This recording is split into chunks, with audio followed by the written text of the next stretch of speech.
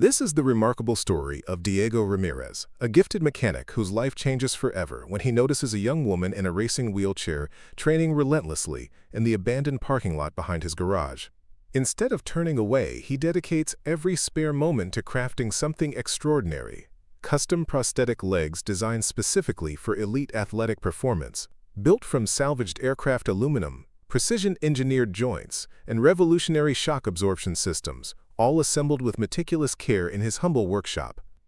When Victoria Sterling finally stands and takes her first powerful strides, her determination echoes through the entire neighborhood. But what Diego doesn't know is that tomorrow morning, a presidential jet will touch down on the small airfield outside Millhaven, carrying someone who will transform his modest garage into something beyond his wildest dreams.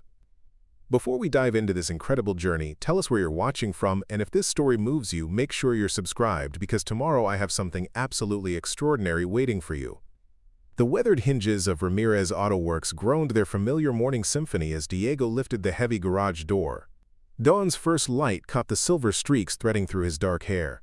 Badges of honor earned through 25 years of wrestling with stubborn engines and coaxing life from dying transmissions. His father's toolbox, dented chrome with Eduardo Ramirez, etched in fading script, occupied its sacred place beside the primary workbench, a testament to 3 generations of mechanical mastery flowing through the Ramirez bloodline. Diego's weathered hands traced the worn edges of the toolbox as he began his morning ritual. The compact garage, with its oil-stained concrete floor and walls adorned with vintage motorcycle parts and faded racing posters, had been his sanctuary since he was tall enough to grip a socket wrench. Every tool possessed its designated home, every corner harbored a memory, and even the persistent aroma of motor oil and steel shavings carried the comfort of purpose and belonging. Times had grown increasingly challenging in Millhaven, their small mountain town nestled between rolling hills and forgotten highways. The textile mill's closure 4 years prior had devastated the local economy, forcing families to relocate and businesses to shutter their doors permanently. Yet Diego's reputation for honest craftsmanship at reasonable prices maintained a steady flow of customers through his bay doors: farmers with ancient tractors, families nursing elderly sedans, and weekend warriors keeping their motorcycles alive for one more season. The morning sun streamed through grimy windows as Diego positioned himself beneath Mrs. Patterson's temperamental Honda Civic, its transmission requiring the delicate touch that had become his trademark. He was deep in concentration, adjusting the torque on a particularly stubborn bolt, when an unfamiliar rhythmic sound caught his attention, the distinctive whir of high-performance wheels spinning against asphalt. Sliding out from beneath the vehicle, Diego wiped his hands on the red shop rag perpetually tucked into his back pocket and moved toward the garage's side window. Across the street, in the cracked expanse of the old department store's parking lot, a figure moved with breathtaking intensity and precision. She couldn't have been older than 28, her athletic frame lean and powerful as she propelled her racing wheelchair through a complex training routine. Sweat glistened on her determined face despite the cool morning air, and her movements demonstrated years of disciplined practice and unwavering dedication. Diego watched, mesmerized, as she executed sharp turns, explosive starts, and sustained sprints that would challenge even the most conditioned runners. But it was during her rest periods that Diego noticed something that made his chest tighten with recognition. When she paused to check her training timer, her hands would drift unconsciously to her legs that ended abruptly mid-thigh, encased in compression garments that spoke of recent medical intervention rather than congenital circumstances. Entree. The sight stirred something profound within Diego's core, a familiar ache he thought he'd successfully buried beneath years of focused work and deliberate routine. In her fierce determination, he glimpsed echoes of his younger sister Carmen, who had dreamed of Olympic glory before a drunk driver stole her future along with her ability to walk. Carmen had fought valiantly through months of rehabilitation, clinging to hopes of adaptive sports, before depression and financial limitations ultimately crushed her athletic aspirations. Diego found himself abandoning the Honda's transmission, drawn by an inexplicable magnetism toward the garage entrance. The young woman had completed another grueling set and was methodically checking her equipment with the precision of someone who understood that mechanical perfection could mean the difference between victory and defeat. "Excuse me," Diego called out, his voice carrying across the quiet street as he approached the parking lot's edge. The athlete looked up, her emerald eyes reflecting both wariness and curiosity. "I'm Diego," he continued, gesturing toward his garage. "I couldn't help but notice your training. That's some impressive speed work." A tentative smile brightened her face, transforming her intense expression into something warm and approachable. "Victoria Sterling," she replied, her voice carrying traces of both exhaustion and pride. "And thank you. I'm preparing for the Paralympic trials. Or trying to, anyway." "Trying to?" Diego asked, his mechanic's instincts already cataloging the subtle imperfections in her racing wheelchair's alignment, the slight wobble in the left wheel that would create drag over distance. Victoria's expression clouded slightly as she gestured toward her equipment. "This chair is borrowed from the local rehabilitation center. It's generous of them, but it's not exactly built for competitive racing. The wheels need constant adjustment. The frame geometry is all wrong for my body mechanics, and the push rims." She trailed off, shaking her head with frustration. Diego's trained eye immediately identified the issues she described. The wheelchair, while functional for basic mobility, was indeed poorly suited for elite athletic performance. The frame was too heavy, the wheel camber was incorrect for optimal power transfer, and the seating position forced her into an inefficient pushing posture that would limit her speed and endurance. "What event are you training for?" he asked, genuinely intrigued by her dedication despite the equipment limitations. "The 1,500 meters, Victoria replied, her voice gaining strength as she spoke about her passion. "I held the junior world record before." She gestured vaguely at her legs, the gesture carrying more weight than words could convey. Diego felt his heart rate quicken. His sister had competed in the same distance, and he remembered the technical precision required for success at that level.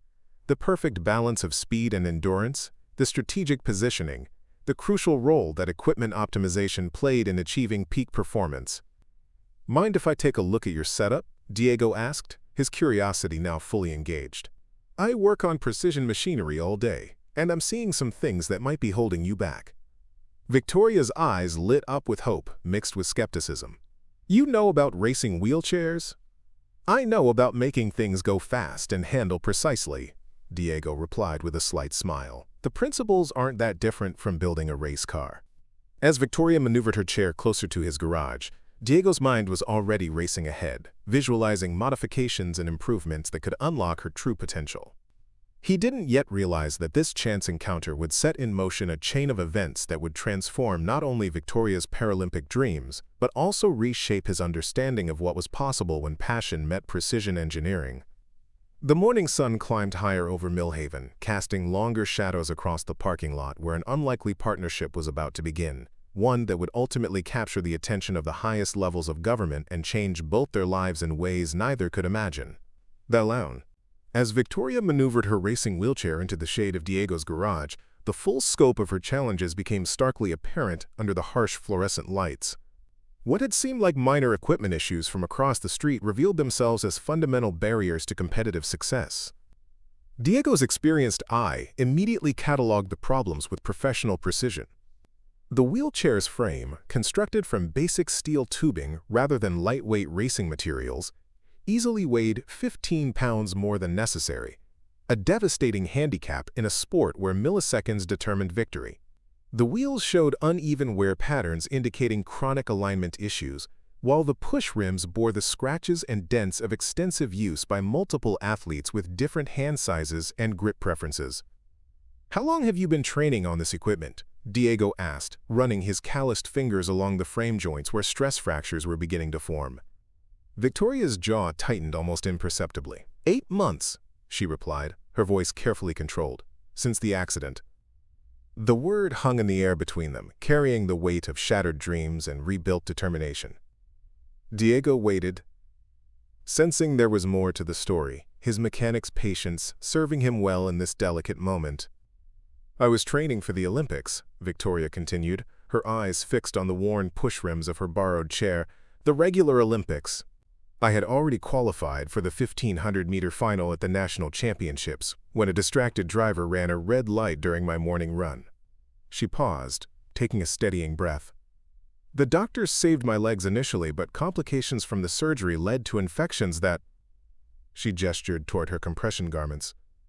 "Double amputation became the only option." Diego felt the familiar pang of recognition, the same devastating phone call he'd received about Carmen, The same crushing realization that years of dedication could vanish in an instant. But where Carmen had ultimately surrendered to despair, Victoria radiated a fierce resilience that reminded him why he'd fallen in love with mechanical challenges in the first place. "The Paralympics are in 18 months, Victoria said, her voice gaining strength as she spoke about her goals. "The qualifying times are incredibly competitive now, faster than they were even 4 years ago. Every equipment advantage matters at that level." She pulled out her phone, showing Diego video footage of recent Paralympic races. The athletes moved with breathtaking speed and precision, their custom racing wheelchairs gleaming works of aerospace engineering that cost more than most people's cars. The contrast with Victoria's borrowed equipment was heartbreaking. "A proper racing chair starts at $40,000, Victoria explained matter-of-factly. "The elite models that could actually get me to Paralympic qualifying times? Closer to $80,000. My insurance covered the medical bills and basic prosthetics for daily life, but athletic equipment is considered non-essential." Diego studied the video footage with growing fascination.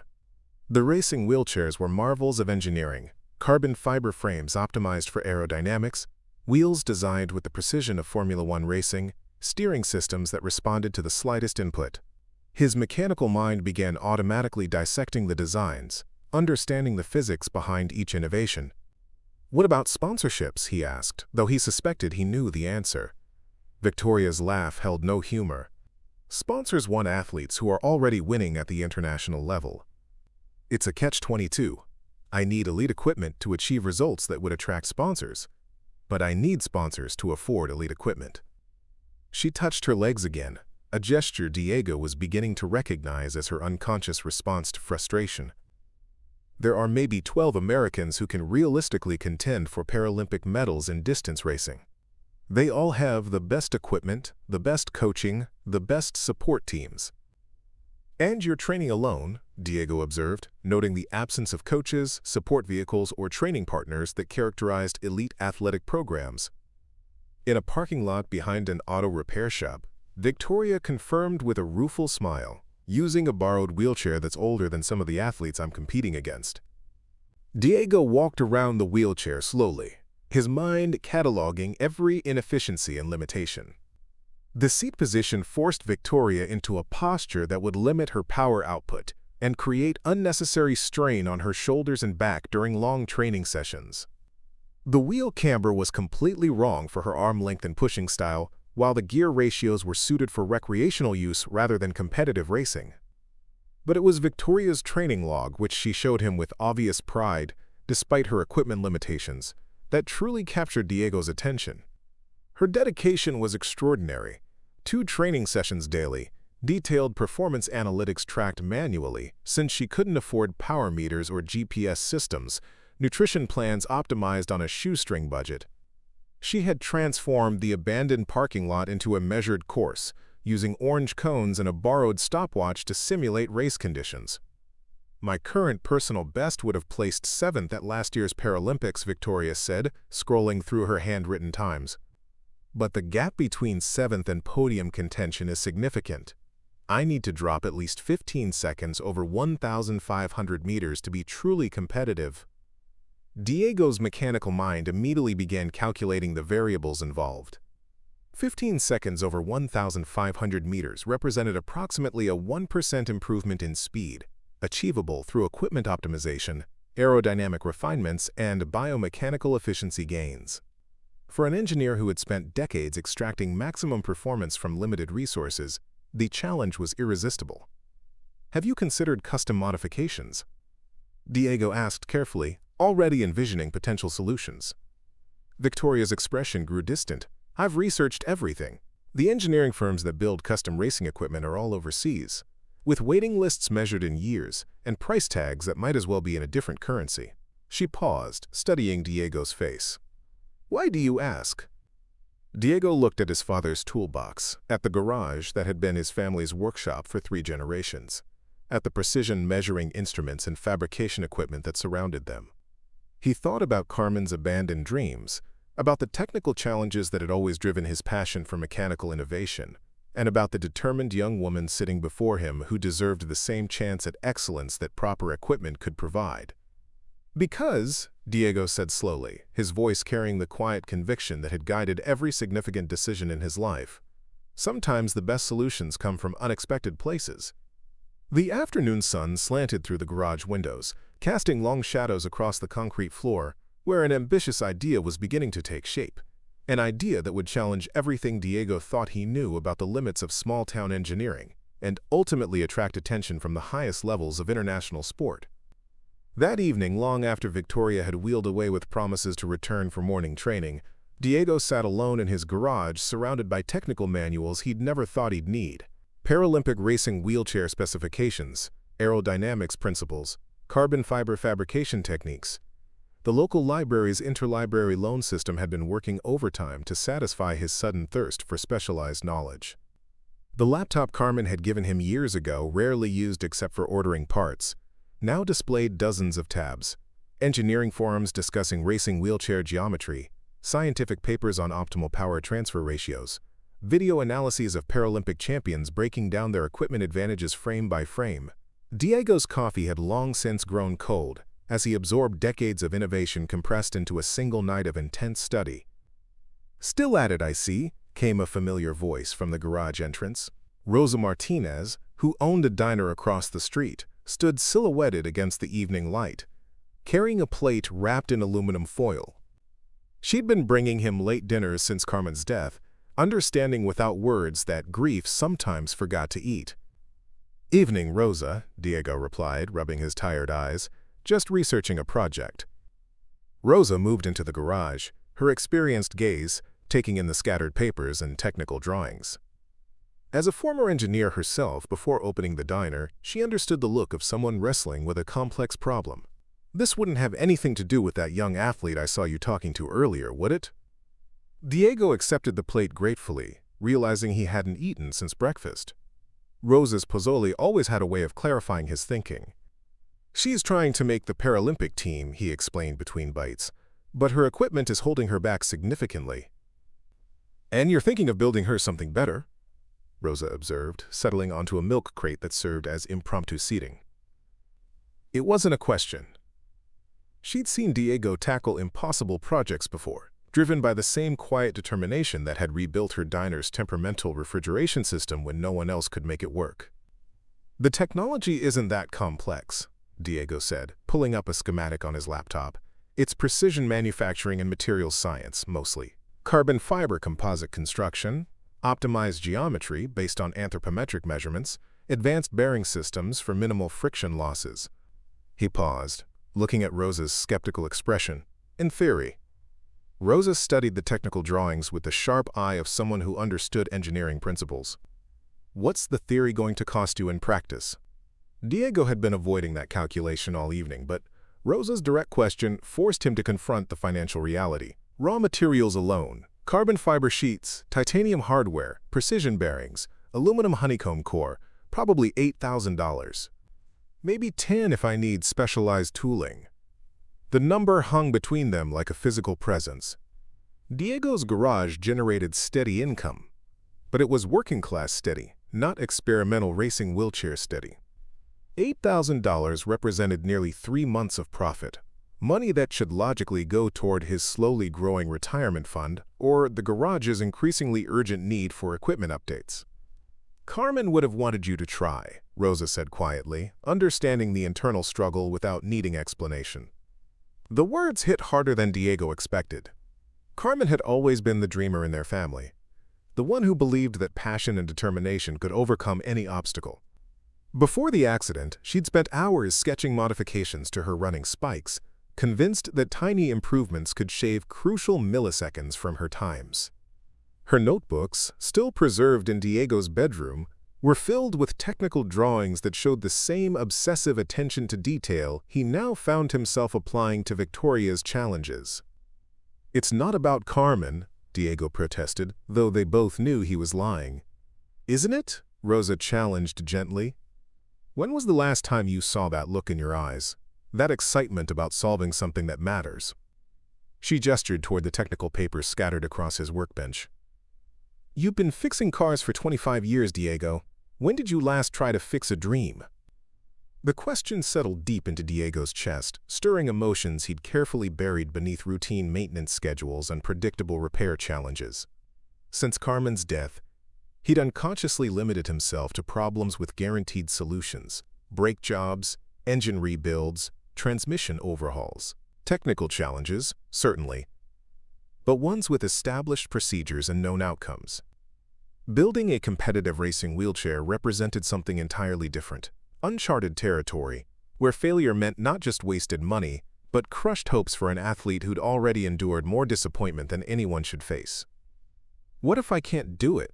Diego asked, voicing the fear that had been gnawing at him since Victoria first described her qualifying time goals. "What if my equipment makes her slower instead of faster? What if I cost her the chance to make the team because I was too arrogant to recognize my limitations?" Rosa stood, brushing dust from her jeans with characteristic practicality. "What if you can?" she countered. "What if that young woman is training in a parking lot behind your garage because the universe knew she'd need someone with your skills and your heart?" After Rosa left, Diego found himself standing before the wall where Carmen's final race photos hung alongside his father's vintage automotive awards. 3 generations of Ramirez men had built their reputations by solving mechanical problems that others considered impossible. His grandfather had kept a Depression-era trucking company running with improvised parts and determination. His father had become legendary in racing circles for extracting championship-winning performance from underfunded teams. Perhaps it was time for Diego to discover what impossible problems his own generation was meant to solve. He pulled out his phone and scrolled to Victoria's contact information, hesitating only briefly before typing a message. "I'd like to discuss building you a custom racing wheelchair. Are you available tomorrow evening to go over specifications?" The response came back within minutes. "Are you serious? Yes, what do you need from me?" Diego smiled, feeling a familiar surge of excitement that had been absent from his work for far too long. Detailed measurements, training data, and a willingness to trust a mechanic who's never built anything faster than a motorcycle. "Trust isn't the issue," Victoria replied. "The issue is whether you're ready to help someone chase an impossible dream." Diego looked around his garage, at the tools that had been passed down through generations, at the workspace where his family had spent decades turning impossible into inevitable. He thought about Carmen's abandoned notebooks, about Victoria's determination in that empty parking lot, about the technical challenges that had always driven his passion for precision engineering. "Let's find out." He typed back, then set his phone aside and began sketching his first preliminary design concepts. The garage fell quiet, except for the soft scratch of pencil on paper, as Diego Ramirez committed himself to a project that would test every skill he'd ever learned and demand innovations he'd never imagined. Outside, Millhaven slept peacefully, unaware that in a small auto repair shop, a mechanic was about to embark on a journey that would ultimately reshape his understanding of what one person could accomplish when determination met opportunity.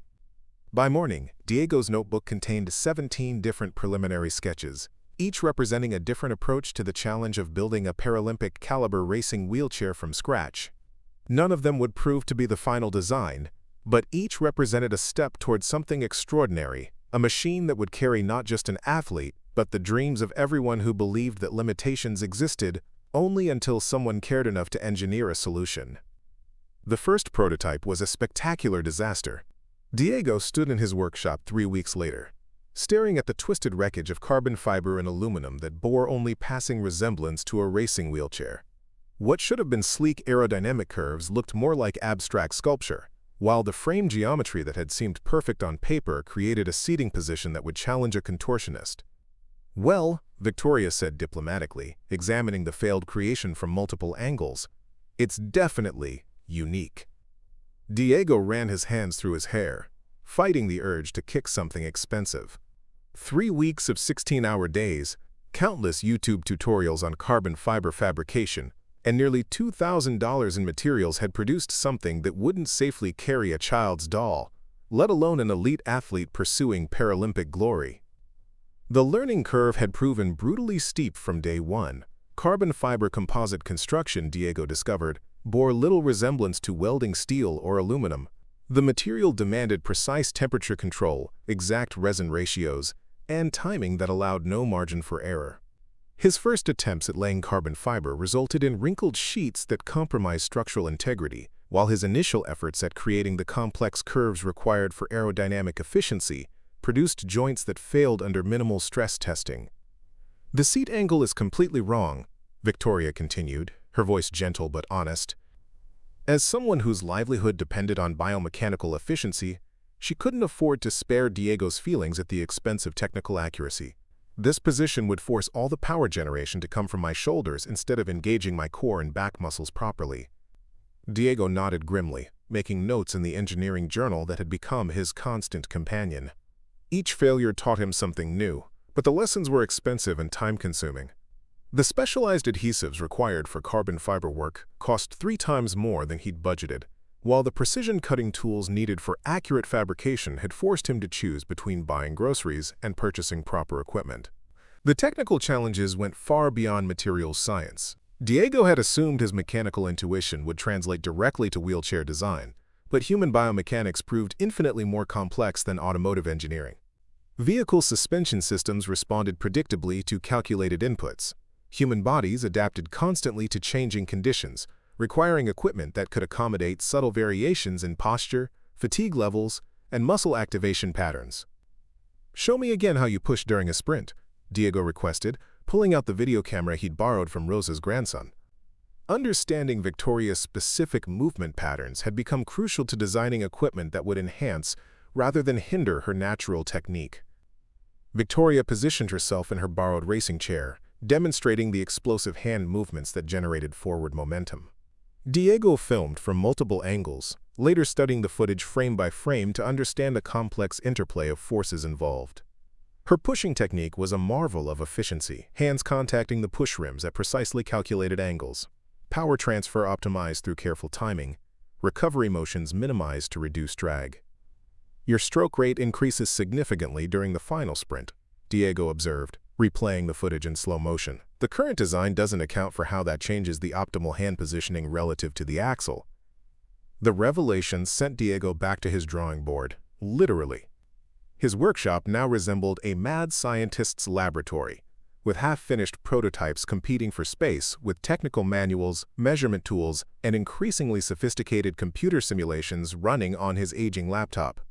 He'd taught himself basic CAD software through online tutorials, staying up until 3 in the morning to model frame geometries and stress distributions. Sleep became a luxury Diego could rarely afford.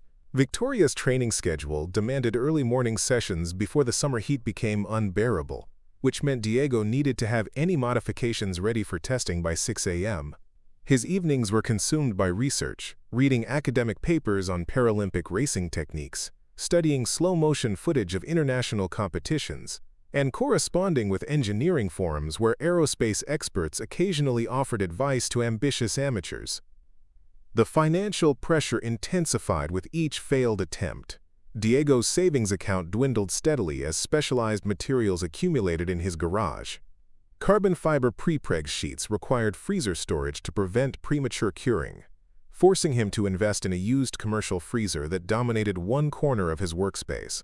Precision measuring instruments, digital calipers, angle finders, torque wrenches calibrated for carbon fiber work, demanded investments that made his monthly rent payment look modest.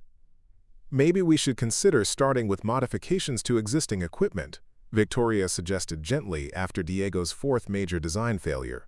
Her borrowed wheelchair sat nearby, obviously inadequate but functionally reliable. Small improvements that proved the concepts before attempting a complete custom build.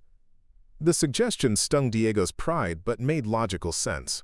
He'd been approaching the project like an aerospace engineer designing from first principles when perhaps a mechanic's approach, incremental improvements and proven modifications, would serve them better initially. His breakthrough came during a frustrated midnight session when Diego abandoned sophisticated computer modeling in favor of hands-on experimentation. Using aluminum tubing salvaged from motorcycle frames, he began building a testing fixture that would allow real-time adjustment of critical dimensions. Instead of trying to predict optimal geometry through calculations, he could modify variables while Victoria actually tested the equipment. The empirical approach revealed insights that theoretical modeling had missed entirely. Victoria's optimal seating position varied significantly between different phases of training. The geometry that maximized power output during sprints actually hindered efficiency during longer endurance sessions.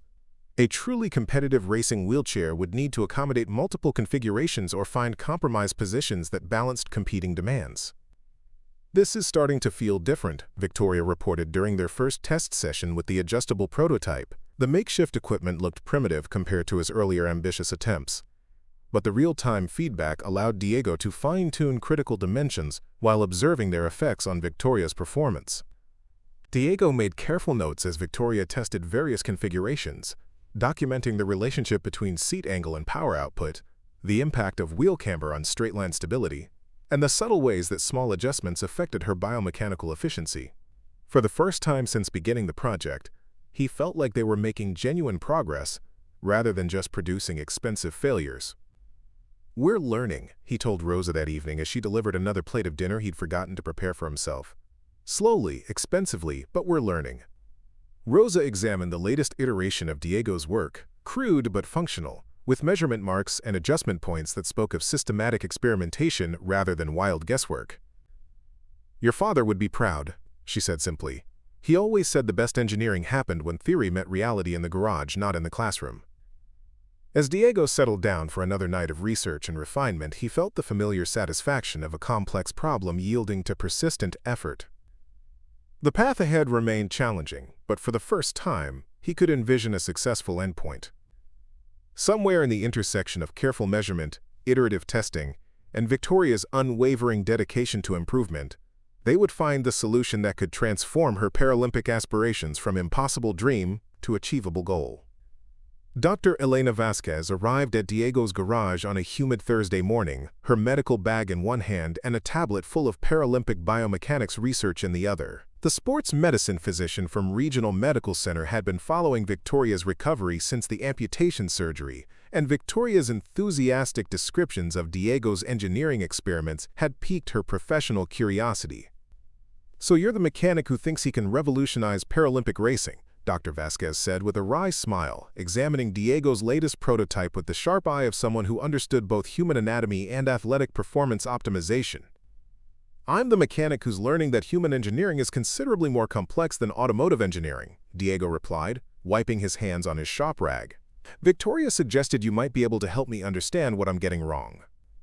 Dr. Vasquez spent the next hour conducting what she called a biomechanical assessment of Victoria's interaction with Diego's adjustable prototype. Using motion capture software on her tablet and surface electromyography sensors borrowed from the hospital's physical therapy department, she analyzed Victoria's muscle activation patterns during different phases of propulsion. "Your intuition about seat positioning is correct," Dr. Vasquez explained, showing Diego the data visualizations on her tablet. "But you're optimizing for the wrong variable. Maximum power output isn't the goal. Sustained power efficiency over 1,500 meters requires a completely different biomechanical approach." The revelation opened Diego's eyes to an entirely new layer of complexity. Elite Paralympic racing wasn't just about raw speed, but about metabolic efficiency, lactate threshold management, and biomechanical sustainability over race distances. Dr. Vasquez's expertise in sports medicine provided the missing piece Diego hadn't even known he needed. "I'd like to propose a collaboration," Dr. Vasquez continued. "The hospital has been looking for opportunities to expand our sports medicine research program. Your project could serve as a case study in custom equipment optimization, while providing Victoria with the medical support she needs for elite training." Word of the collaboration spread quickly through Millhaven's tight-knit community. By the following week, Diego found his garage transformed into an informal research hub that attracted expertise from unexpected quarters. Professor James Liu arrived on Saturday morning with a pickup truck full of materials testing equipment borrowed from the State University's engineering department. The metallurgy professor had heard about Diego's project through his former student who now worked at Regional Medical Center, and he'd driven 3 hours to see the, quote, backyard Paralympic engineering program that was generating buzz in academic circles. "You're working with carbon fiber without proper testing protocols," Professor Liu observed, examining Diego's previous failures with professional interest. "The material properties you're assuming are theoretical. Actual performance varies significantly based on manufacturing conditions, especially in non-industrial settings." Professor Liu set up a materials testing station in Diego's garage, complete with tensile strength analyzers and microscopic imaging equipment that allowed real-time analysis of Diego's carbon fiber work. The collaboration revealed that several of Diego's early failures had resulted from inconsistent resin curing rather than fundamental design flaws.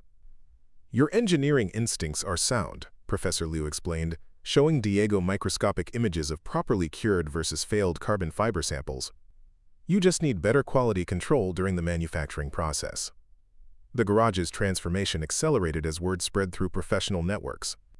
Maria Santos, a former aerospace engineer who now taught high school physics in the neighboring town of Riverside, began spending her weekends helping Diego optimize the aerodynamic properties of his designs. Her expertise in computational fluid dynamics, applied through freely available software and creative problem-solving, revealed that small modifications to frame geometry could reduce drag by measurable percentages. "Aerodynamics at racing wheelchair speeds is surprisingly critical," Maria explained, showing Diego computer simulations of airflow around different frame configurations. "A 10% reduction in drag translates directly to improved times over race distance." Local businesses began contributing resources and expertise without being asked.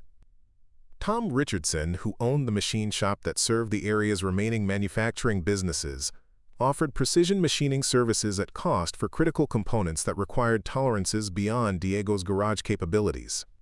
His industrial-grade CNC machines could produce bearing mounts and connection hardware with the precision that competitive racing demanded. "Been watching you work through my shop window," Tom explained when he first offered assistance. "Haven't seen someone that determined since the old days when we had real manufacturing in this town. Figure it's worth supporting." The Millhaven Credit Union, where Diego had banked since opening his garage, restructured his business loan to provide additional working capital specifically for the Paralympic project. Branch manager Patricia Williams had been following Victoria's story in the local newspaper and understood the potential impact of their success. "This project represents exactly the kind of community investment our institution was founded to support," Patricia explained during their meeting. "Win or lose, you're putting Millhaven on the map for something positive." Victoria found herself overwhelmed by the growing network of supporters who had rallied around her Paralympic aspirations. Dr. Vasquez arranged for her to receive comprehensive sports medicine support including nutrition consulting, psychological performance coaching, and access to the university's high-altitude training simulator. Professor Liu's materials testing ensured that every component Diego built met or exceeded commercial racing wheelchair standards. The collaboration transformed Diego's understanding of his own project. What had begun as a personal challenge had evolved into a community-supported research initiative that combined automotive engineering, sports medicine, materials science, and aerodynamics expertise. The diverse skill sets complemented each other in ways that none of them could have achieved individually. "Look at this team we've assembled," Victoria marveled during one of their evening testing sessions. The garage buzzed with activity as Dr. Vasquez analyzed biomechanical data, Professor Liu monitored carbon fiber curing temperatures, and Maria ran aerodynamic simulations on her laptop. 6 months ago, I was training alone in a parking lot. Diego surveyed the organized chaos of his transformed garage, feeling both proud and slightly overwhelmed by the scope of what they'd created. His simple auto repair shop had become a multidisciplinary research facility where cutting-edge Paralympic technology was being developed through collaborative expertise and shared passion. "We're not just building a wheelchair anymore," he realized aloud. "We're building a proof of concept that small communities can compete with major institutions when they combine their resources strategically." Rosa arrived that evening with enough dinner for the entire team, her diner having become the unofficial catering service for their extended working sessions. She surveyed the bustling activity with satisfaction, remembering when Diego had worked alone on routine repairs with no greater ambition than paying his monthly bills. "Carmen would have loved this," she told Diego quietly as they watched Victoria test the latest prototype modifications while Dr. Vasquez recorded performance data. She always believed that the best things happened when people came together around something bigger than themselves. As the sun set over Millhaven, casting long shadows across the garage where an Olympic dream was taking shape through collaborative engineering, Diego felt the profound satisfaction of community working toward shared purpose. They had created something greater than the sum of their individual capabilities, a support network that would prove essential as they approached the most challenging phases of their ambitious project. The morning of the first complete test arrived with crystalline clarity, the kind of perfect autumn day that seemed designed for setting records. Diego had been awake since 4 a.m., conducting final adjustments to what they were calling Prototype 7, the first fully integrated racing wheelchair that incorporated every lesson learned from months of collaborative development. The sleek carbon fiber frame gleamed under the garage's fluorescent lights, its aerodynamic curves flowing seamlessly from the seat assembly to the wheel mounts. Unlike the crude early attempts, this wheelchair looked unmistakably professional, a machine that belonged on Paralympic tracks rather than hidden away in a small-town garage. "Nervous?" Dr. Vasquez asked, adjusting the sophisticated monitoring equipment she'd assembled for the test. Heart rate monitors, power output sensors, and biomechanical analysis cameras would capture every aspect of Victoria's performance during their carefully planned trial runs.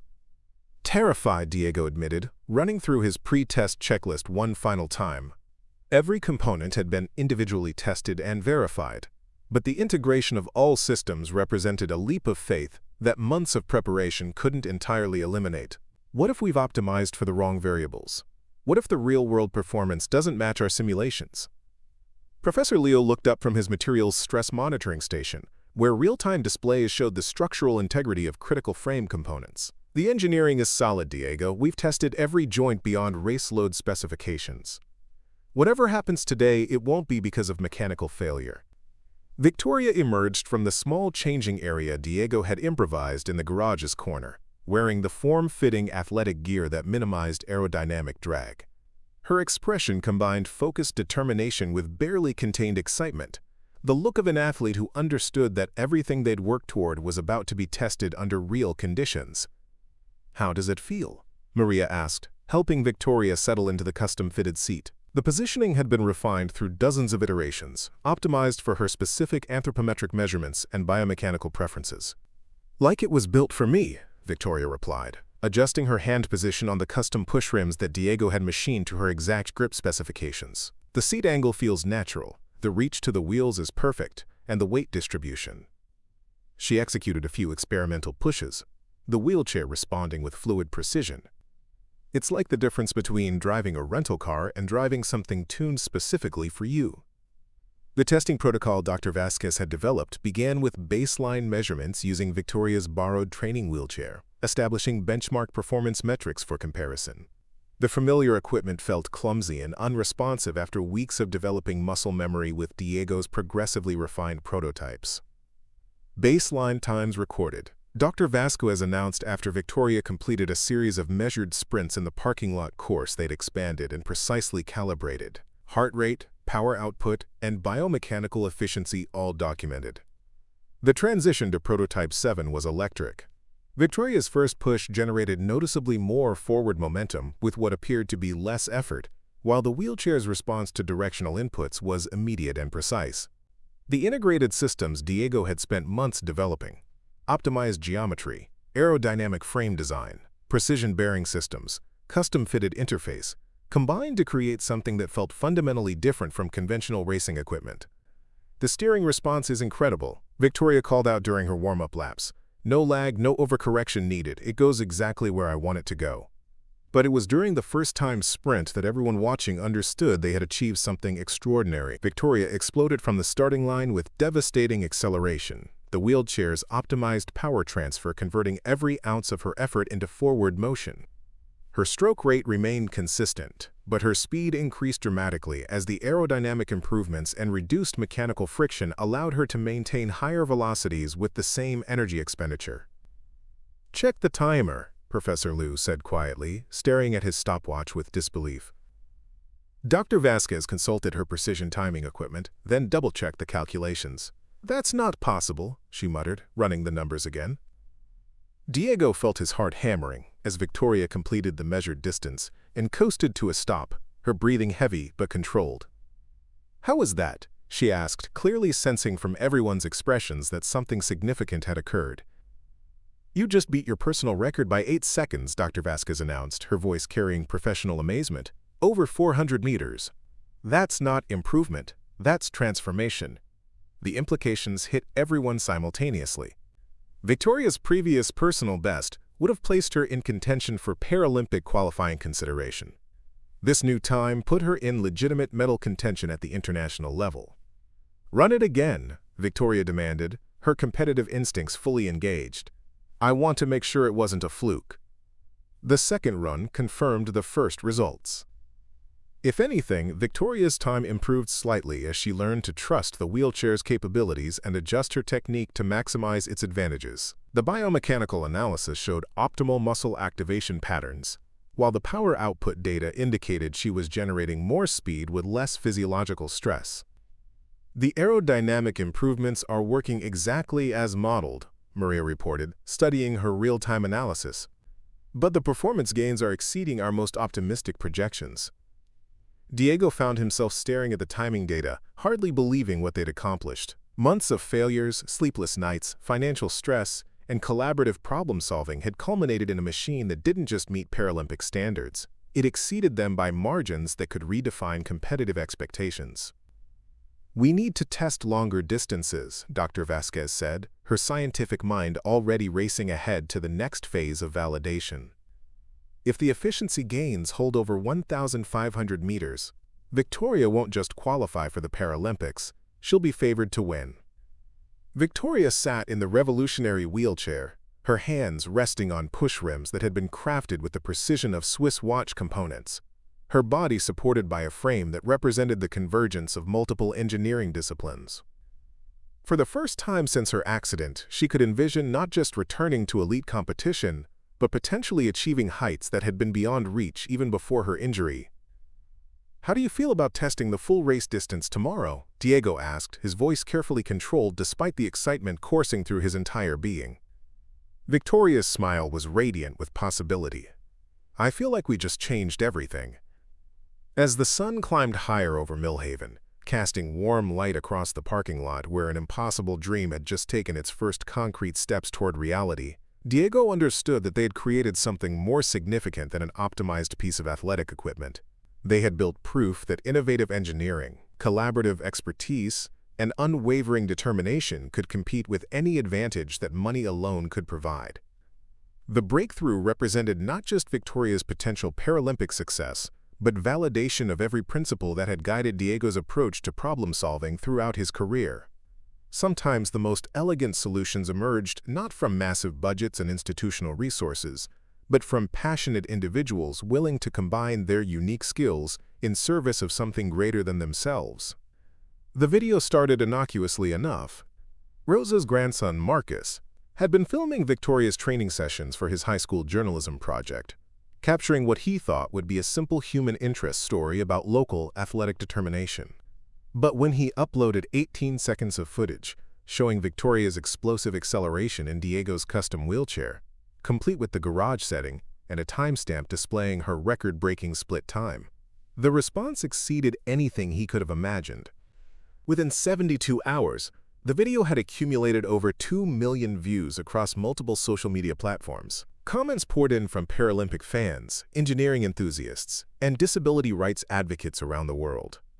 The combination of Victoria's obvious athletic prowess, the humble garage setting, and the dramatic performance improvement captured imaginations in ways that polished promotional videos from major sports equipment manufacturers never could. "Look at this," Victoria said, scrolling through her phone during their morning training session. "Paralympic Today wants to do a feature story. So does Engineering Weekly. And there's a producer from Netflix who's asking about documentary rights." Diego paused in his adjustment of the wheelchair's brake system, feeling overwhelmed by the sudden attention. His quiet garage had never been designed to handle media scrutiny, and the thought of cameras and journalists documenting their work made him deeply uncomfortable. "Maybe we should focus on training first and media later," he suggested, but even as he spoke, another news van was pulling into the parking lot across the street. The local coverage had been manageable. Friendly reporters from the Millhaven Herald, who understood the community context and respected their privacy. But national media operated differently, with production crews who treated their garage like a movie set, and journalists who seemed more interested in dramatic angles than technical accuracy. Dr. Vasquez found herself fielding calls from medical journals requesting peer-reviewed analysis of their biomechanical innovations. "The sports medicine community is paying attention," she explained to Diego during one of their increasingly frequent strategy meetings. 3 universities have reached out about research collaborations, and the International Paralympic Committee has requested detailed specifications for equipment certification review. The attention brought opportunities they had never anticipated. Venture capital firms began approaching Diego with offers to fund commercial development of his innovations. Tech companies inquired about licensing his aerodynamic improvements for their own racing wheelchair lines. A major sports equipment manufacturer flew executives to Millhaven specifically to discuss acquisition possibilities. They're offering 7 figures for the patent rights, Professor Liu reported after meeting with representatives from Global Athletics International. Full development funding, international distribution, immediate commercialization. Your garage innovations could be in Paralympic competition worldwide within 18 months. But the most significant contact came through an encrypted email that arrived in Diego's inbox on a Thursday evening. The message was brief and formal. Mr. Ramirez, your work has come to our attention through official channels. We would like to discuss potential applications for adaptive equipment in military rehabilitation programs. Please contact the attached number at your earliest convenience. Colonel Sarah Mitchell, Department of Defense Medical Research Command. Diego stared at the message for several minutes, trying to process the implications. Military interest suggested applications far beyond Paralympic racing. Veterans, rehabilitation, battlefield injury recovery, adaptive equipment for service members returning from combat deployments. This changes everything, Victoria said when Diego showed her the email. We're not just talking about sports anymore. We're talking about technology that could help wounded veterans regain independence and mobility. The pressure of growing expectations began affecting their daily routine. Media requests consumed hours that should have been dedicated to training and refinement. Equipment manufacturers sent technical specialists to observe their work sessions, asking detailed questions about proprietary innovations that Diego was increasingly reluctant to share freely. We need to be strategic about this attention, Maria advised during one of their evening team meetings. The engineering community is watching to see if small-scale innovation can compete with institutional research and development. But we also need to protect our intellectual property and Victoria's training focus. Security became an unexpected concern when competitors began sending representatives to photograph and analyze Diego's wheelchair design during public training sessions. Dr. Vasquez suggested moving their most sensitive testing to private facilities, while Professor Liu recommended filing provisional patents to protect their innovations from reverse engineering.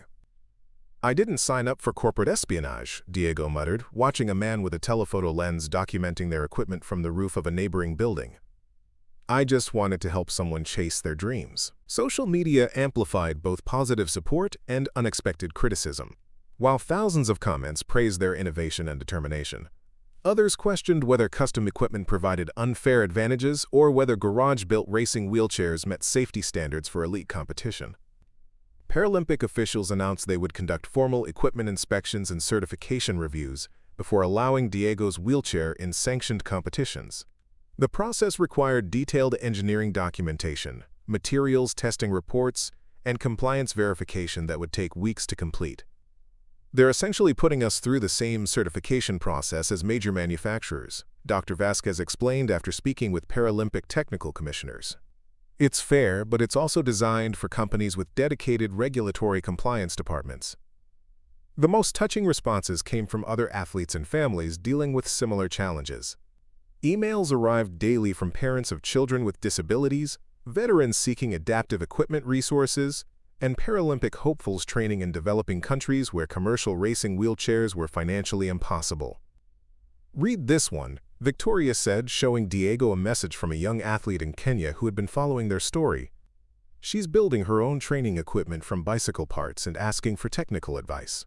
There are people all over the world who need what we've learned here. International Paralympic committees from countries with limited equipment budgets began inquiring about technical specifications and construction guidance. Diego found himself inadvertently becoming a resource for adaptive sports development in regions where his innovations could be replicated using locally available materials and skills.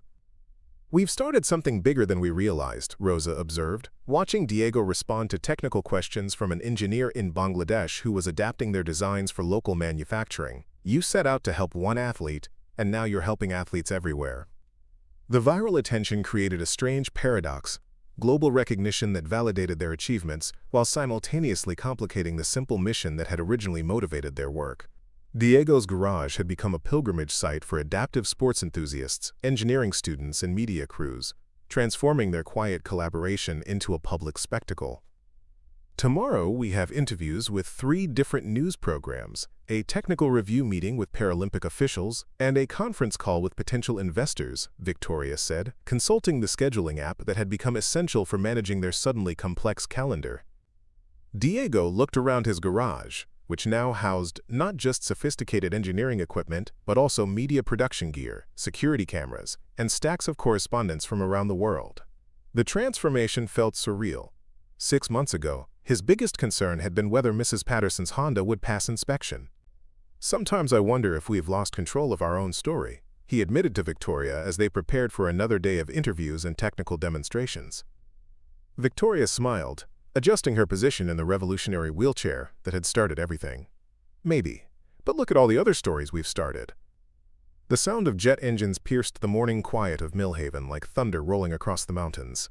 Diego was reviewing Paralympic certification documents when the deep, powerful roar made his coffee cup vibrate against his workbench.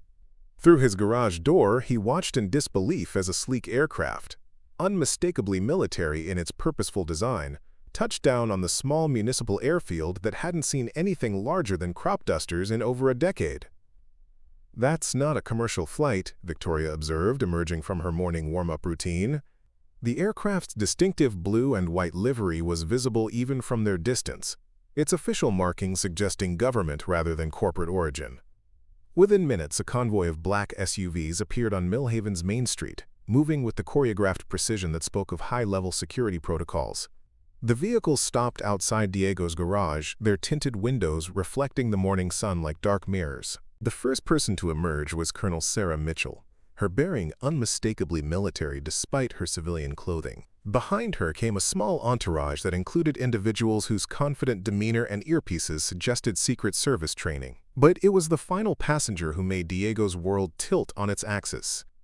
Victoria Sterling, or rather the woman Diego had known as Victoria Sterling, stood beside the colonel with an expression that mixed apology, anticipation, and something that looked remarkably like relief. But everything about her seemed different now. Her posture carried an authority he'd never noticed.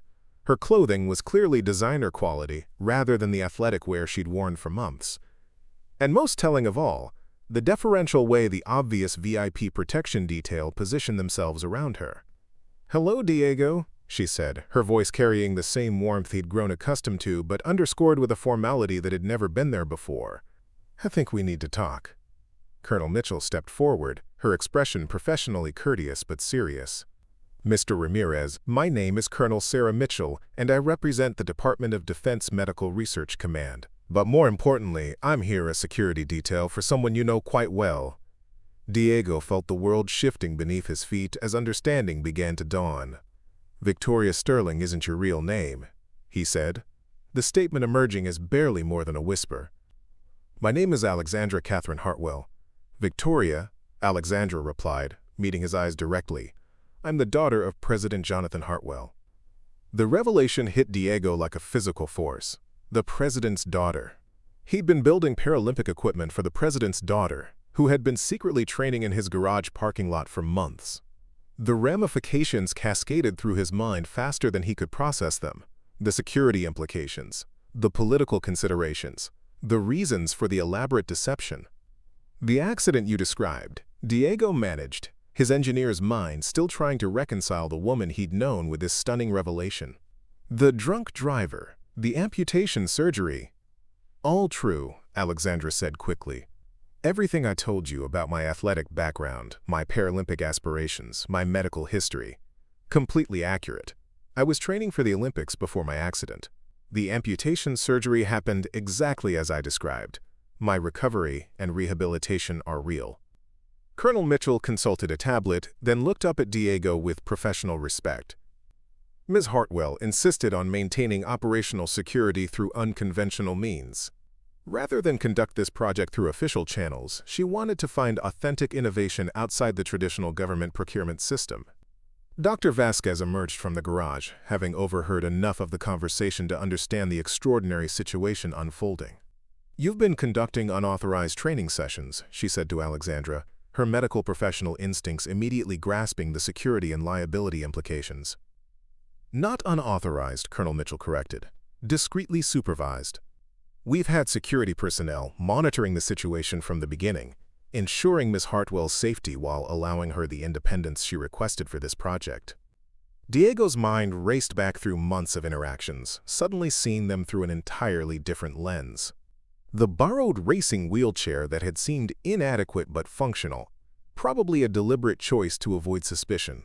Alexandra's detailed knowledge of Paralympic competition, informed by access to resources and information far beyond what most athletes could obtain. Her willingness to trust a small-town mechanic with custom equipment development backed by security assessments and background investigations he'd never known were happening. The viral video, Diego said, understanding flooding over him. The media attention, the corporate interest, the international recognition. Happened organically, Alexandra assured him. We were as surprised as anyone by the response. Marcus uploaded that video without any coordination with our security team. The attention has been completely authentic. Professor Leo arrived at that moment, drawn by the unusual activity, and stopped short when he saw the presidential motorcade. I'm going to assume this explains some things, he said with the dry humor of someone who'd spent decades in academic research and thought he'd seen everything. The technical innovations you've developed here are genuine, Colonel Mitchell explained, addressing the growing group of Diego's collaborators. Our engineering assessment teams have been monitoring your progress, and your achievements exceed what our traditional defense contractors have produced, with significantly larger budgets and longer timelines. Alexandra stepped closer to Diego, her expression earnest and vulnerable in a way that reminded him of the athlete he'd first met in the parking lot. I needed to know if the technology you were developing was real, if it could actually help people like me, and like the wounded veterans who were the reason my father asked me to explore adaptive equipment innovations. The pieces clicked into place with stunning clarity. The military interest wasn't just about Paralympic racing. It was about developing adaptive technology for service members injured in combat. Alexandra's Paralympic project had been a proof of concept for much larger applications in veteran rehabilitation and military medical support. The Department of Defense has been searching for innovative approaches to adaptive equipment for our wounded warriors, Colonel Mitchell continued. Traditional procurement processes often result in expensive solutions that don't adequately address real-world needs. Your collaboration has demonstrated what's possible when innovation emerges from direct user experience rather than bureaucratic requirements. Diego looked at Alexandra. He still couldn't think of her as anyone else, despite knowing her true identity, and saw the same determined athlete who had spent months training in his parking lot. The presidential connection didn't change the fundamental reality of her disability, her athletic aspirations, or the genuine partnership they'd built around solving technical challenges. What happens now? He asked, his voice steady despite the surreal circumstances. Alexandra smiled, and for a moment she looked exactly like the woman who had trusted him to help her chase an impossible dream. Now we find out whether a small-town garage can change the future of adaptive technology for everyone who needs it. Rosa appeared in the garage doorway carrying a coffee pot and wearing an expression that suggested she'd been watching the entire scene unfold with the practical wisdom of someone who'd lived through enough surprises to take even presidential visits in stride. I suppose, she said calmly, I should put on a bigger pot of coffee. The secure conference room at Regional Medical Center had been hastily converted into a high-level strategy meeting space, complete with encrypted communication equipment and security personnel positioned discreetly outside. Diego sat across from Colonel Mitchell and a team of federal officials whose combined expertise spanned military medicine, technology procurement, and veteran affairs policy. Alexandra remained at his side, her dual role as both client and presidential representative creating a surreal dynamic that Diego was still struggling to process. Let me outline what we're proposing, Colonel Mitchell began, sliding a thick document across the polished table. The Department of Defense wants to establish a Center for Adaptive Innovation Excellence, with your garage serving as the flagship facility for developing next-generation equipment for wounded service members. Diego opened the folder to find architectural renderings of a sprawling research complex that would transform Millhaven beyond recognition. The proposed facility combined manufacturing capabilities, medical research laboratories, testing facilities, and training centers that would serve veterans from across the country. The scope was breathtaking and intimidating, The initial federal investment would be $200 million over 5 years, explained Dr. Rebecca Chen, the Assistant Secretary for Defense Health Affairs. Additional funding streams through Veteran Affairs, Paralympic sports development, and international technology transfer agreements could double that figure. The numbers felt surreal to Diego, who had been calculating project costs in thousands rather than millions. $200 million could fund research initiatives beyond anything he'd imagined, but it also represented a level of responsibility and oversight that would fundamentally alter everything about his approach to innovation. "What about creative control?" Diego asked, his engineer's instincts focusing on the practical implications.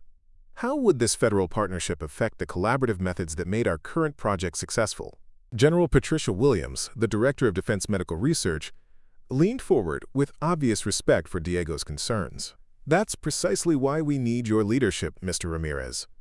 Traditional government procurement produces expensive equipment that often doesn't meet real-world needs because it's designed by committee rather than by practitioners who understand user requirements."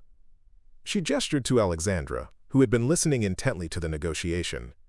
"Ms. Hartwell's experience with your development process demonstrated what's possible when innovation emerges from direct collaboration between users and engineers. We want to scale that methodology, not bureaucratize it." Dr. Vasquez, who had been silent through most of the presentation, finally spoke up. "What about the veterans who would benefit from this technology? How do we ensure that advanced adaptive equipment becomes accessible rather than remaining experimental?" "That's the core mission," Colonel Mitchell replied, consulting her notes. "Every innovation developed through this program would be manufactured at cost for military veterans and made available through existing VA healthcare systems. Commercial licensing revenue would fund continued research and development." Professor Liu raised a hand, his academic background evident in his systematic approach to evaluating the proposal. "The intellectual property arrangements concern me. Would Diego retain rights to his innovations, or would federal funding transfer ownership to the government?" "Hybrid ownership structure," explained the legal counsel, who had remained quiet until now. "Core technologies remain with Mr. Ramirez and his team, while government funding supports scaled manufacturing and distribution. Think of it as a public-private partnership, where innovation stays local but impact goes national." Diego found himself thinking about Carmen, about the veterans she had worked with, during her brief period volunteering at the VA hospital before her depression became overwhelming. She had often spoken about the inadequacy of available adaptive equipment, the bureaucratic barriers that prevented wounded soldiers from accessing technology that could restore their independence and dignity. "There's something else," Alexandra said, speaking for the first time since the formal presentations began. "The Paralympic applications remain important. This program would fund advanced training facilities and equipment development that could help American Paralympic athletes compete at the highest levels internationally." Maria, who had been studying the architectural renderings with fascination, looked up with sudden understanding. "You're proposing to make Millhaven a global center for adaptive sports technology. Paralympic teams from other countries would come here for equipment development and training." "Exactly," General Williams confirmed. "The international collaboration potential is enormous. Countries with limited adaptive sports budgets could access advanced technology through partnership agreements, while American innovations would influence Paralympic competition worldwide." The scope continued to expand as Diego absorbed the implications. His garage project had started with helping one athlete qualify for Paralympic competition. Now they were discussing reshaping international adaptive sports while simultaneously revolutionizing veteran rehabilitation technology. "I need guarantees," Diego said, his voice carrying the quiet authority of someone who had learned to advocate for principles rather than just profits. "The local community that supported this project from the beginning, they need to benefit from its success. Millhaven's economy, local employment, the people who believed in us when we were just a mechanic and an athlete with impossible dreams." Colonel Mitchell smiled, consulting another section of her documentation.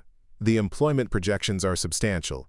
Direct facility employment of approximately 800 positions, with secondary economic impact supporting another 1,500 jobs in the region. Millhaven would become a destination for adaptive technology conferences, Paralympic training camps, and international research collaborations." Dr. Vasquez leaned back in her chair, her expression thoughtful. "We'd be creating something unprecedented.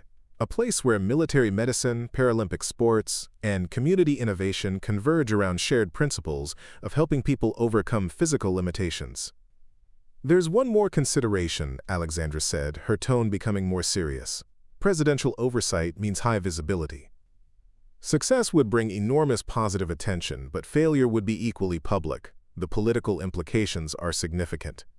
Diego looked around the room at the federal officials who had flown to a small mountain town specifically to recruit his participation in reshaping American adaptive technology policy. 6 months ago, his biggest decision had been whether to invest in new diagnostic equipment for his garage. Now he was being asked to lead a national initiative that would affect thousands of veterans and athletes. "What's the timeline for a decision?" he asked, knowing that his answer would determine not just his own future but the trajectory of adaptive technology development for years to come. "The President would like to announce this initiative in conjunction with Veterans Day observances next month," General Williams replied. "That gives us 3 weeks to finalize agreements and begin preliminary planning." Diego felt the weight of expectation from everyone in the room. Federal officials who saw him as key to innovative government policy, his team who had invested months in collaborative development, Alexandra who had trusted him with her identity and aspirations, and most importantly, the future veterans and Paralympic athletes who would benefit from whatever decision he made. "I need 48 hours," he said finally, "and I need to discuss this with the people who made our current success possible." Colonel Mitchell nodded with obvious respect. "Of course, this decision affects your entire community, not just your personal circumstances." As the meeting concluded and federal officials began packing their classified documents, Alexandra caught Diego's arm gently. "Whatever you decide," she said quietly, "thank you for showing me what's possible when someone cares enough to try something impossible." That evening, Diego sat in his garage surrounded by the tools and prototypes that had started everything, trying to imagine how his grandfather's simple auto repair shop had led to a conversation about reshaping federal adaptive technology policy. The future stretched ahead with possibilities he had never imagined, but also with responsibilities that would change everything about the life he had built in Millhaven.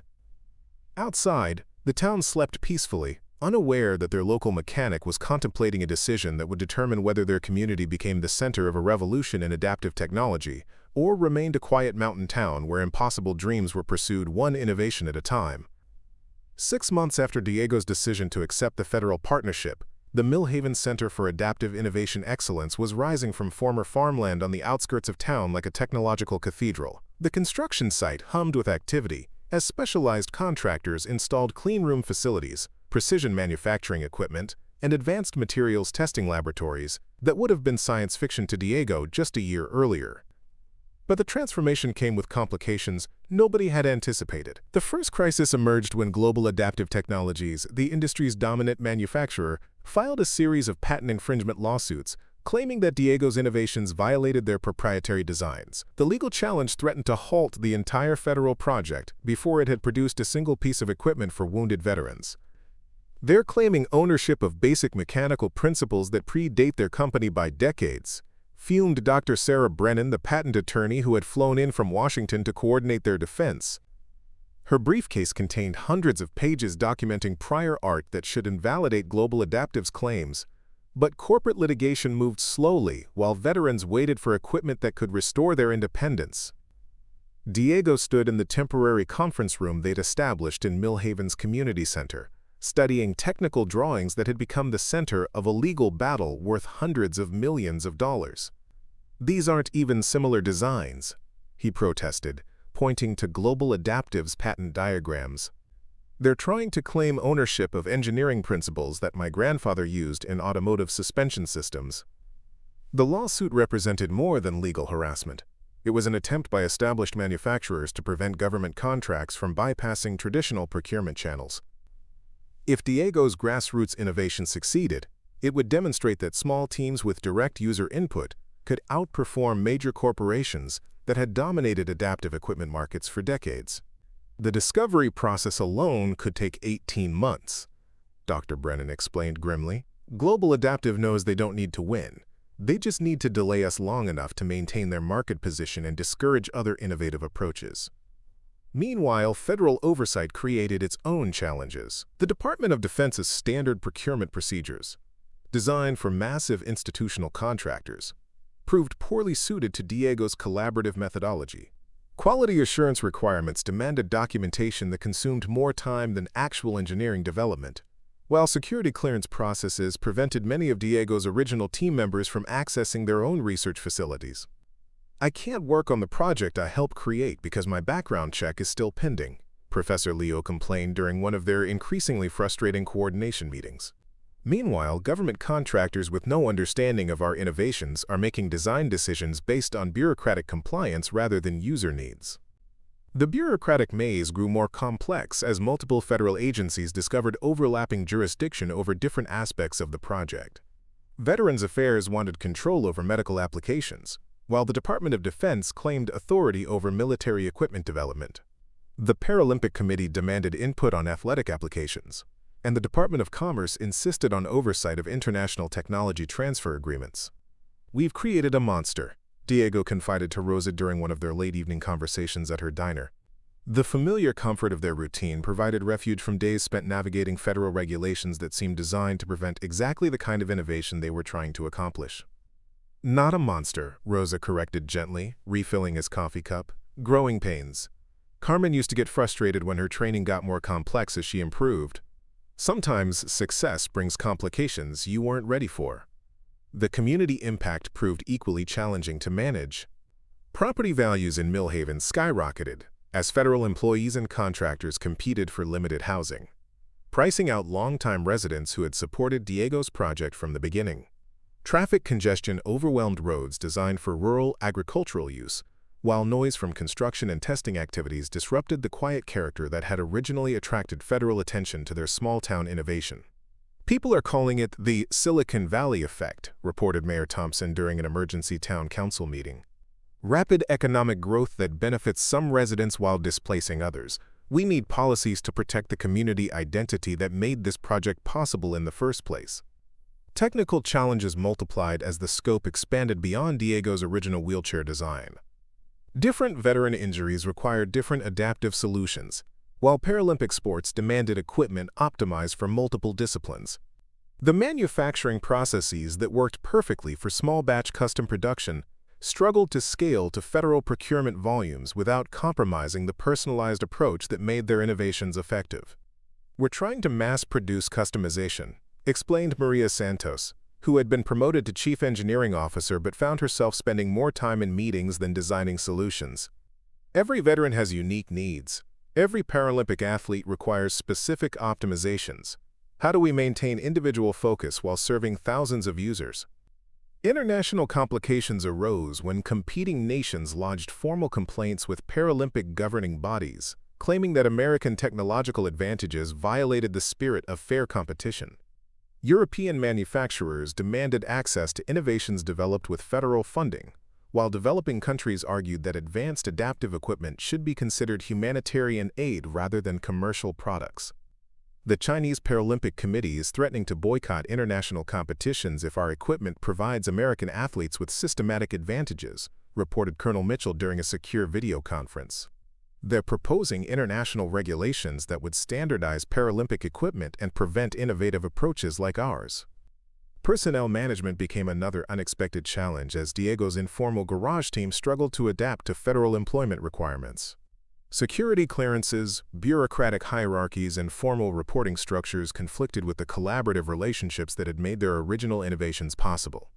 "I miss when we could just fix problems as we found them," Victoria Alexandra admitted during one of their rare private conversations.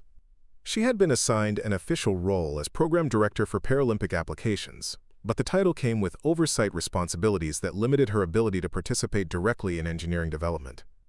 The most painful challenge emerged when former team members began receiving lucrative offers from private companies seeking to recruit talent from the federal project. Tom Richardson, whose machine shop had provided crucial manufacturing support, was offered a position with a defense contractor that would triple his salary but require relocating to California. "I don't want to leave Millhaven," Tom explained during a difficult conversation with Diego, "but my family's financial security has to come first. The federal salary caps don't compete with what private industry is offering." Diego found himself caught between federal requirements that limited his ability to compensate key personnel and market forces that threatened to dismantle the collaborative team that had made their innovations possible. The success that was supposed to benefit his community was beginning to tear apart the relationships that had created that success. "We're fighting battles on 6 different fronts," Diego told Dr. Vasquez as they reviewed the growing list of challenges threatening their mission. Legal warfare with established manufacturers, bureaucratic conflicts with federal oversight, community disruption from rapid growth, international political pressure, personnel retention issues, and technical scaling problems. Dr. Vasquez nodded grimly, studying reports that showed their project's timeline slipping while costs escalated beyond original projections. "The question is whether we can solve these problems before they destroy what we're trying to accomplish." Outside the temporary headquarters, construction continued on the facility that would either revolutionize adaptive technology or become an expensive monument to the challenges of scaling grassroots innovation. Diego watched bulldozers reshaping the landscape of his hometown and wondered whether success was worth the price of everything that had made their original achievements possible. The breakthrough came from an unexpected source. While Diego's team struggled with legal challenges and bureaucratic obstacles, Marcus Rodriguez, a Marine veteran who had lost both legs to an IED explosion in Afghanistan, arrived in Millhaven for equipment evaluation as part of the federal program's first veteran cohort. His devastating critique of existing adaptive equipment would ultimately provide the key to defeating global adaptive technologies' legal assault. "This commercially available stuff is garbage," Marcus announced bluntly during his first testing session, examining a top-of-the-line racing wheelchair that cost more than most people's cars. "Heavy, unresponsive, designed by engineers who never had to use it. I've been stuck with equipment like this for 3 years, and it's like being given a Ferrari with the engine of a lawnmower." Dr. Brennan, who had been observing the veteran evaluation sessions while building their legal defense, immediately recognized the significance of Marcus's assessment. "Would you be willing to provide expert testimony about the differences between existing equipment and Diego's innovations?" Marcus spent the next hour demonstrating the dramatic performance gaps between commercial adaptive equipment and Diego's custom designs. The differences were measurable, dramatic, and directly relevant to the patent dispute. More importantly, Marcus could articulate exactly why those differences mattered to users in ways that would be compelling to judges and juries. Global Adaptive's patents claim ownership of basic engineering principles. Marcus explained to the legal team with the precision of someone who had studied mechanical engineering before his military service, but their actual products don't even implement those principles effectively. Diego's innovations work because he listened to users instead of focusing on patent portfolios. The veteran testimony provided Dr. Brennan with powerful ammunition for their legal counterattack. If Global Adaptive's patented designs were so fundamentally flawed that veterans couldn't use them effectively, how could the company claim ownership of superior engineering approaches that actually solved real-world problems? Meanwhile, international pressure began working in their favor when Paralympic committees from developing nations publicly supported Diego's innovations as essential for global competitive equity. The African Paralympic Federation issued a statement declaring that restrictive equipment regulations would effectively exclude their athletes from meaningful competition due to cost barriers. The proposed standardization would create a 2-tier Paralympic system, announced Dr. Kwame Asante, president of the African Paralympic Committee, during a televised press conference. Wealthy nations could afford compliant equipment while developing countries would be relegated to second-class status. American innovations represent hope for global competitive equality. The international support shifted political dynamics dramatically. Instead of facing accusations of unfair technological advantages, Diego's program was reframed as promoting Paralympic accessibility and inclusion. European manufacturers found themselves defending equipment costs that excluded entire continents from competitive participation. President Hartwell seized the political opportunity during a Rose Garden ceremony honoring wounded warriors. "American innovation should serve all athletes, not just those who can afford elite equipment," he declared, with Alexandra standing proudly beside him in Diego's custom racing wheelchair. "Our adaptive technology program represents the best of American values: ingenuity, inclusion, and service to others." The presidential endorsement triggered a cascade of supportive developments. The Department of Justice announced an antitrust investigation into global adaptive technologies' market practices, focusing on whether patent disputes were being used to suppress competition and maintain artificial price levels. Congressional hearings were scheduled to examine whether existing procurement systems adequately served veteran needs. Global Adaptive made a tactical error, Dr. Brennan explained during a strategy meeting that felt more like a celebration. They assumed they could intimidate a small-town mechanic with expensive litigation. Instead, they've attracted political and media attention that exposes their entire business model to scrutiny. The legal victory came sooner than anyone expected. Federal judges granted summary judgment dismissing Global Adaptive's patent claims, ruling that the company had failed to demonstrate actual infringement of valid, enforceable patents. The court's opinion specifically praised Diego's innovations as representing genuine engineering advancement rather than mere copying of existing designs. This ruling establishes important precedent, Dr. Brennan announced to the assembled team. Small innovators can't be bullied by corporate patent portfolios that claim ownership of basic engineering principles. It's a victory for innovation over litigation. Bureaucratic obstacles began dissolving as federal agencies recognized the political importance of the program's success. Security clearance processes were expedited for key personnel, while procurement procedures were modified to accommodate the collaborative methodology that made Diego's innovations effective. The Department of Defense established new guidelines for evaluating small-scale innovation that prioritized user outcomes over compliance documentation. We're seeing systematic policy changes that will benefit future innovators beyond just this project, Colonel Mitchell reported during a program review meeting. The federal government is learning how to support grassroots innovation instead of bureaucratizing it. Community concerns were addressed through a comprehensive development agreement that prioritized local hiring, affordable housing construction, and preservation of Millhaven's character. Federal funding supported infrastructure improvements that served both the Adaptive Technology Center and existing residents, while revenue-sharing agreements ensured that project success translated into community benefits. We're not just building a research facility, Mayor Thompson explained during a town hall meeting. We're demonstrating how federal investment can strengthen communities instead of displacing them. The technical scaling challenges proved solvable through modular manufacturing approaches that maintained customization while achieving production efficiency. Diego's team developed standardized component systems that could be configured for individual user requirements, allowing mass production of truly personalized adaptive equipment. We've solved the mass customization paradox, Maria Santos announced during a technical presentation that attracted international attention. Standardized precision components assembled in infinite configurations based on user specifications. It's like building custom cars from high-quality modular parts. International recognition came through Paralympic governing body decisions to adopt new equipment categories that encouraged innovation while maintaining competitive fairness. Diego's designs became the reference standard for a new class of adaptive equipment that emphasized user optimization over arbitrary technical restrictions. The Paralympic movement has always been about human potential, declared International Paralympic Committee President Dr. Andrew Parsons during a ceremony at the completed Millhaven facility. These innovations represent the next evolution of that principle, technology that amplifies human capability rather than constraining it. The first Paralympic trials held at the Millhaven facility demonstrated the global impact of Diego's innovations. Athletes from 37 countries competed using equipment developed through the collaborative methodology that had started in a small-town garage. Performance records fell across multiple disciplines as superior technology revealed previously hidden human potential.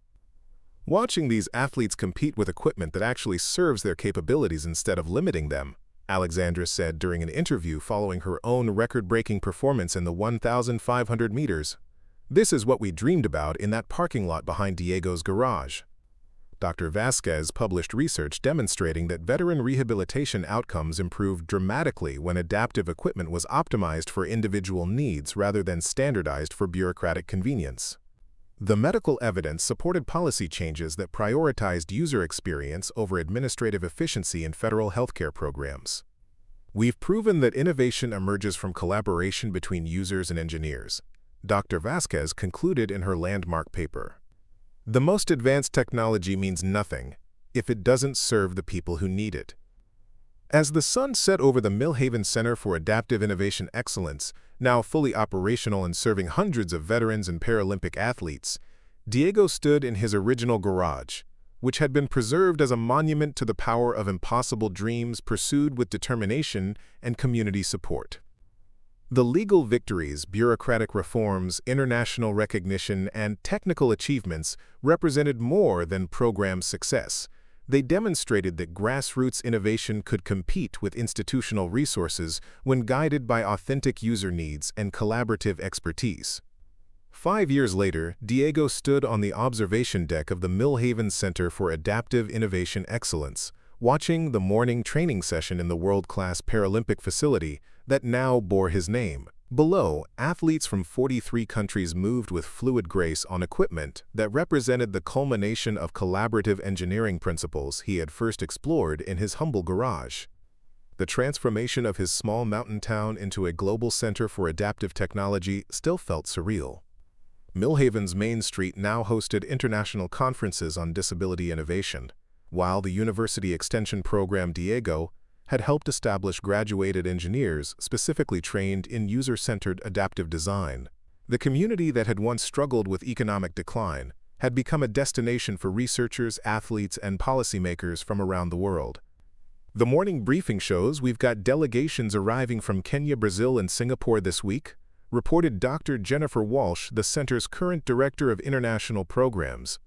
The former Paralympic athlete had been recruited from the International Paralympic Committee specifically to manage the growing global demand for training in Diego's collaborative methodology.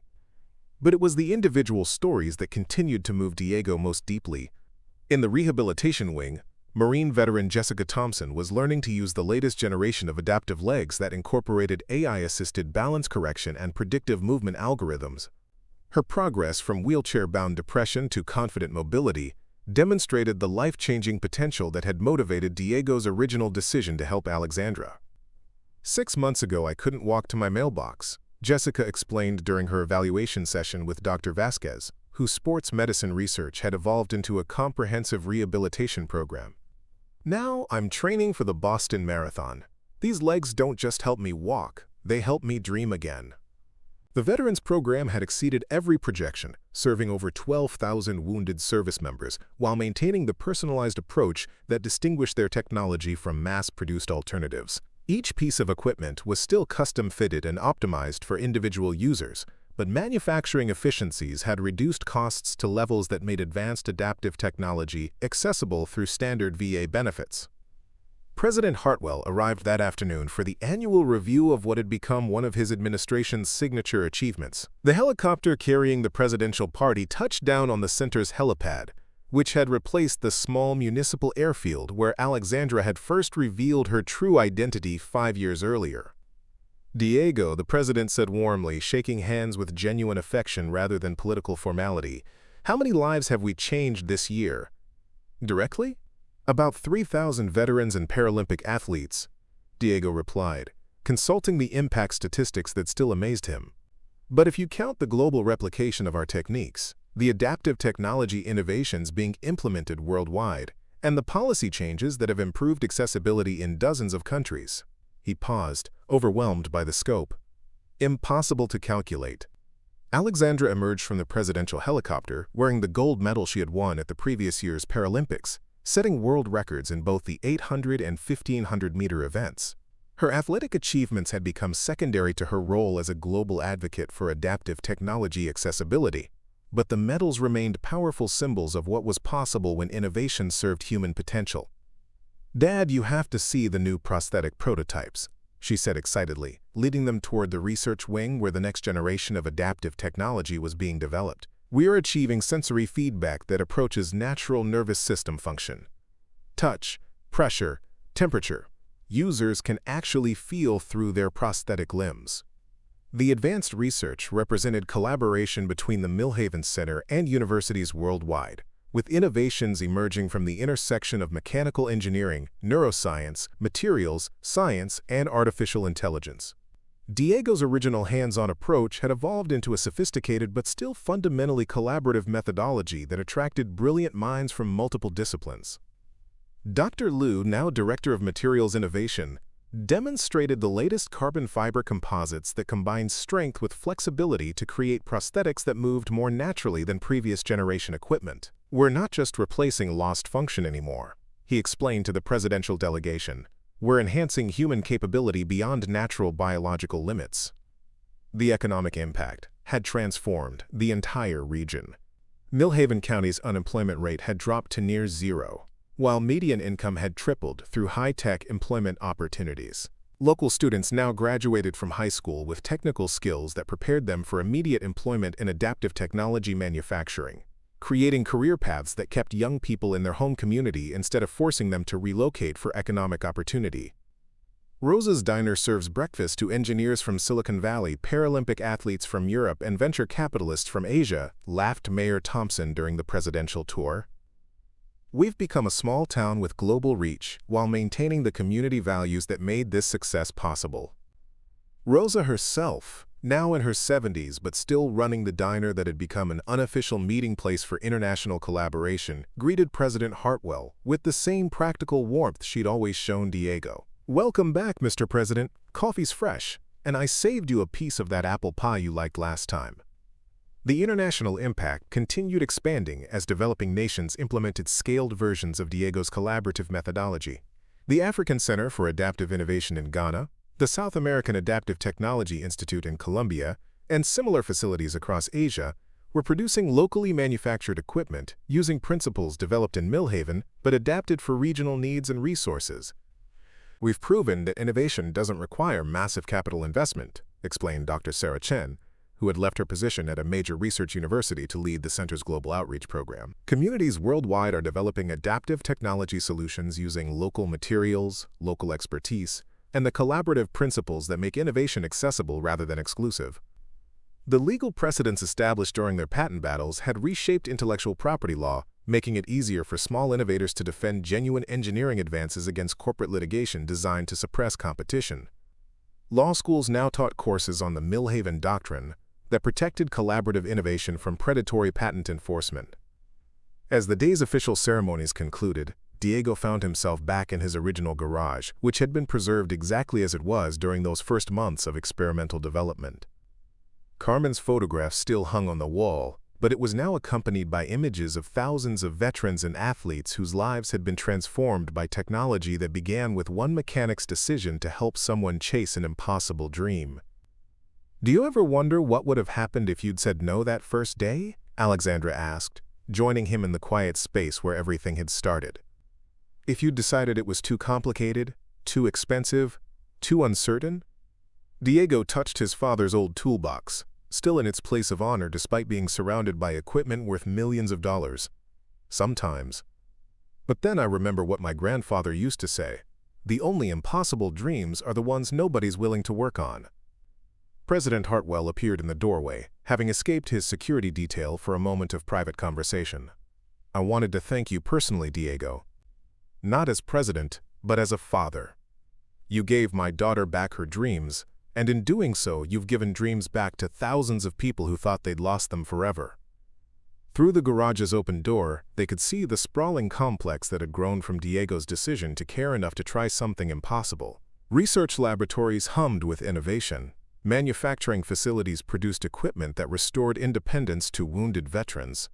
Training facilities prepared Paralympic athletes for international competition, and educational programs taught the next generation of engineers to prioritize human needs over technical specifications.